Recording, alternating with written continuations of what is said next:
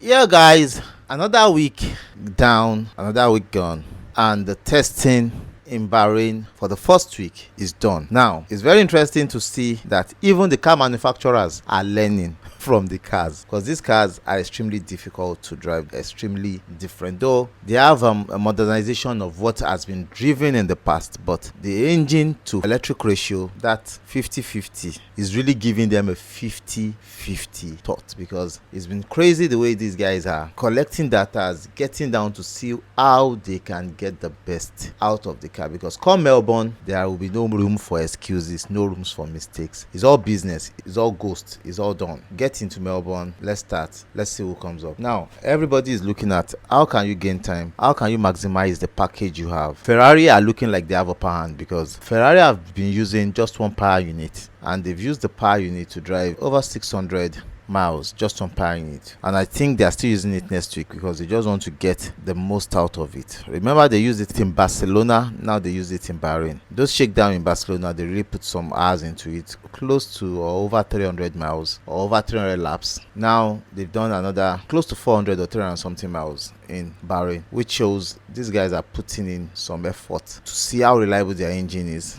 and also test durability and how the engine functions. Now they are going to still put a lot of stress into the engine, because you testing the engine under different conditions. Now they test in the afternoon when it's so hot, windy in Bahrain, and in the night when it's so cold. So they've tested in crazy conditions. Now they know how it works. They'll still learn next week, and they would know what they need to do, because a lot of tests still comes. If you see towards the end of the test today, Hamilton stopped on track. It was a purposeful thing Ferrari did. They kept him running till he ran out of fuel. They were checking to see how the fuel burns and the way the car works on different fuel loads simulations. So it's not that the engine had problem, they really ran down the fuel of the car to see how it works. So you can see everybody is coming with different data, and I think part of their data is to see how they can maximize their aero patterns. Now they will be doing much of making the car more balanced, knowing what upgrades they need to bring and how it works on different tracks. So they have a lot to do, not just Ferrari, every team that's done the shakedown. Now we saw the practice stats. The practice stat is a complex thing in which the drivers are having a headache about it, different cars with different practice stats, and this is because there is no MGUH.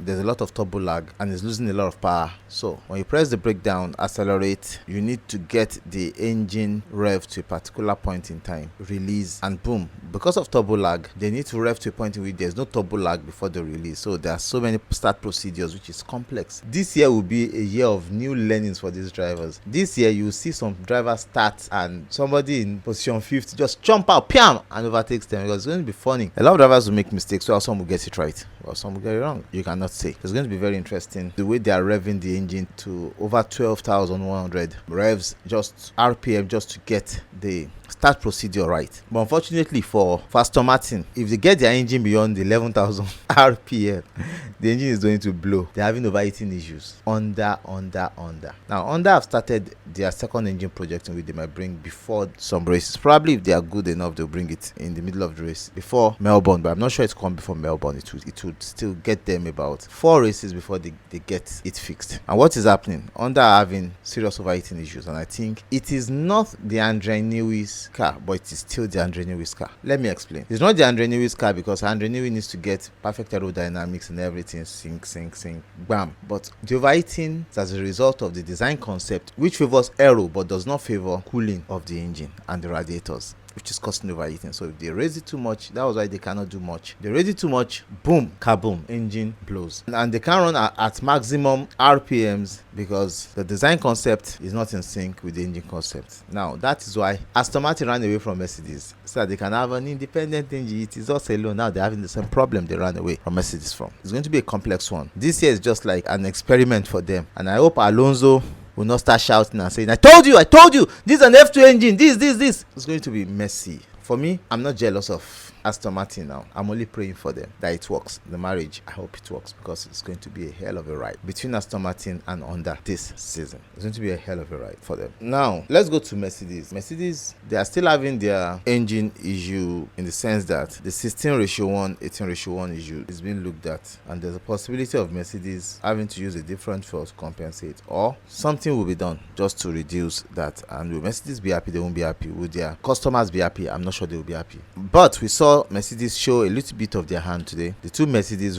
took the blinds and left everybody behind, both the morning and afternoon sessions, which shows Mercedes have the power. Mercedes can do a lot with that engine, in which we've not seen. And I hope Mercedes are going to come out and really maximize the power of that engine and put pressure on Red Bull and Ferrari. But I think everybody has some things to hide, a lot of things in which they have not shown, but they are still learning from, because I'm sure most of these teams are not pushing the limit. 133, cool. I think next week in Bahrain, in which the last year we had 129 qualifying, probably next week we might be hitting 130, and these cars are not fully tuned. But Melbourne, we will see some races. I think the cars will be close, but a lot of mistakes, a lot of learnings will really set people apart. This will be a driver car. That's just what it will be. You need to memorize, you need to know, you need to just be open to knowing. Verstappen said yesterday, the CEO of Formula E said he's open to him coming because they're in Jeddah, running in Jeddah. So the major thing is Formula 1 needs to get back to Formula 1. Formula 1 is for engine. You need to push flat out on the engine, not on hybrid or electric power. Electric power certainly can't give you what the engines will give. Meanwhile, the engines may not be able to give what the electric powers will give. That's why they're hybrid, they're mixed together. But mixing them 50-50 is really becoming a problem for this generation of cars. I know by next year, most people would have learned a lot from this year. They will see how they can compensate the cheat code and get ahead. It's going to be interesting this season, because it's just going to be how you drive and how intelligent you are as a driver